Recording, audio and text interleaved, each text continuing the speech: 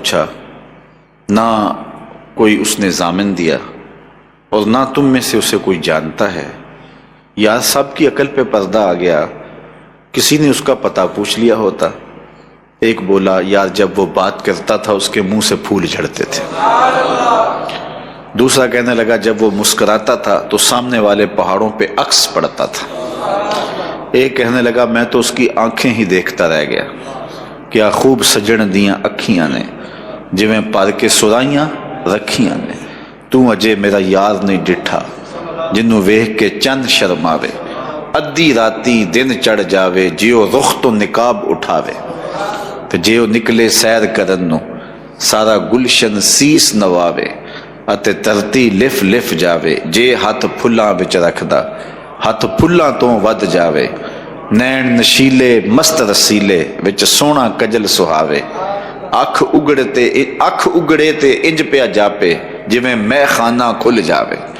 توبہ توبہ حسن سجن دا چال نہ چلی جاوے، بجلی ڈردی لشک نہ مارے، متاں بے ادبی ہو جاوے، علم خدا نے اینا دتا عقلاں وچ نہ آوے، عقل خدا نے اینی دتی علماں وچ نہ آوے، کی اعجاز نظر وچ او دی جو آوے وک جاوے، خلق او دے نے مولئی دنیا کوئی ورلائی جان بچاوے، آزم ایڈا سونا ماہی سانو کدرے نظر نہ آوے۔ کہا جو بھی ہوا تم اس کے حسن میں کھو گئے، اور وہ اپنے حسن کا جادو جگا کے قیمتی اونٹ ہتھیا کے لے گیا۔ تو جب انہوں نے یہ بات کہی تو امام زرقانی لکھتے ہیں کہ اب تک خاموش بیٹھی قافلے کے سردار کی بیوی نے خیمے کا پردہ سرکایا اور ان سے مخاطب ہو کے کہا، واللہ لقد رأیت رجلا کان وجہہ قطعۃ القمر لیلۃ البدر، کہا خبردار اس کے خلاف کوئی بات کی، اللہ کی قسم میں نے ایسا شخص دیکھا ہے کہ جس کا چہرہ چاند کا ٹکڑا ہے۔ واللہ لقد رأیت رجلا کان وجہہ قطعۃ القمر لیلۃ البدر انا ضامنۃ لثمن جملکم لا یغدر بکم، خبردار اس کے خلاف کوئی بات کی، اس کی ضمانت میں دیتی ہوں، اگر وہ قیمت نہ دینے آیا تو قیمت مجھ سے وصول کر لینا۔ انہوں نے کہا اچھا تو اسے جانتی ہے؟ کہا واللہ میں بھی اسے نہیں جانتی۔ تو کہا پھر ضمانت کس بات کی دے رہی ہے؟ کہا جب تم سودا کر رہے تھے میں نے خیمے کی اوٹ سے اس کا چہرہ دیکھا تھا، اور جس کا چہرہ اتنا سونا ہو وہ جھوٹ بول ہی نہیں سکتا۔ کچھ دیر گزری تو حضور علیہ السلام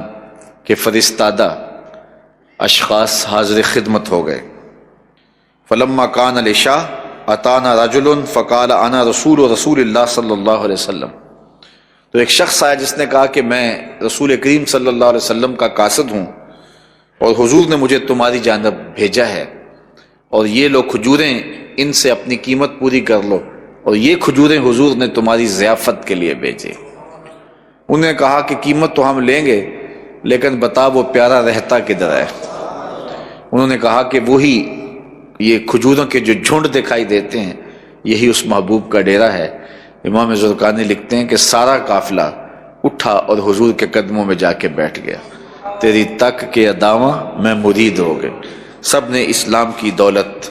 حاصل کی، تو حضور کا چہرہ ہی اتنا خوبصورت تھا کہ جو دیکھتا تو پھر دیکھتا ہی رہ جاتا۔ اور اقبال بھی کہتے ہیں شش جہت روشن زتاب روئے تو، شش جہت روشن زتاب روئے تو، ترکو تاجی کو عرب ہندوئے تو، محبوب یہ 6 سمتیں آپ کے چہرے کی چمک سے روشن ہیں، یہ ترک بھی آپ کے غلام ہیں، یہ تاجک بھی آپ کے غلام ہیں، یہ عرب بھی آپ کے غلام ہیں۔ پوری کائنات حضور کی غلامی کا دم بھرتی ہے، اور وہ چہرہ انور روشنیاں بانٹتا ہے، اجالے دیتا ہے۔ اعلی حضرت نے کیا خوب کہا، جن کے آگے چراغ قمر جھل ملائے، ان ہزاروں کی طلعت پہ لاکھوں سلام۔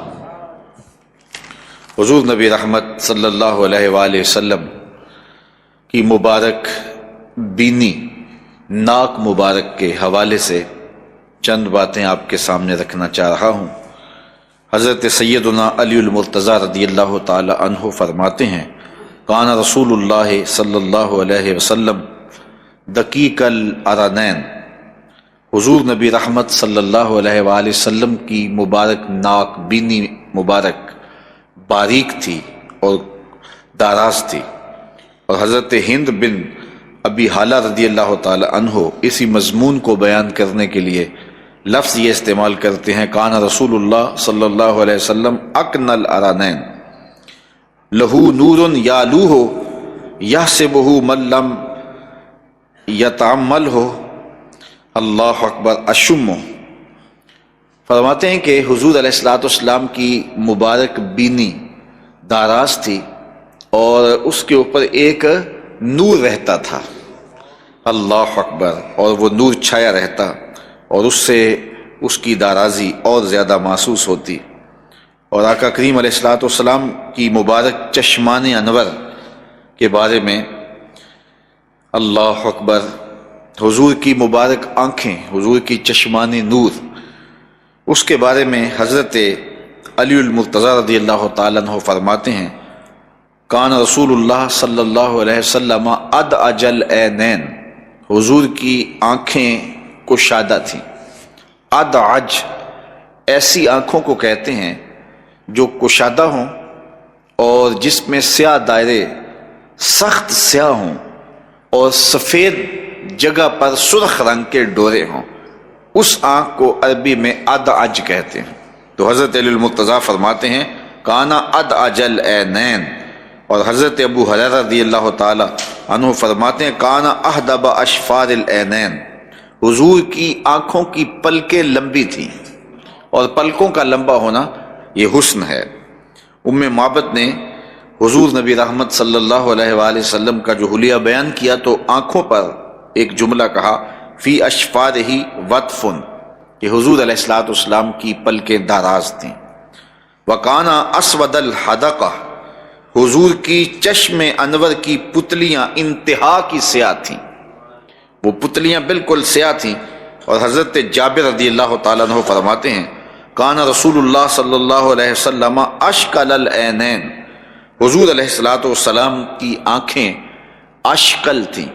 اور اشکل انہی آنکھوں کو کہتے ہیں جن کے سفید جگہ پر سرخ رنگ کے ڈورے ہوں۔ حضرت جابر بن سمرہ رضی اللہ تعالی عنہ فرماتے ہیں کنت اذا نظرت الیہ، میں جب بھی کبھی حضور کو دیکھتا قلت اکحل العینین، تو میں کہتا حضور ابھی سرما لگا کے آئے ہیں، ولیس باکحل، حالانکہ حضور نے سرما نہیں لگایا ہوتا تھا۔ آقا کریم علیہ السلام کی آنکھوں میں قدرتی سرما لگا ہوا تھا، سرمگی آنکھیں تھیں حضور علیہ السلام کی۔ ویسے حضور آنکھوں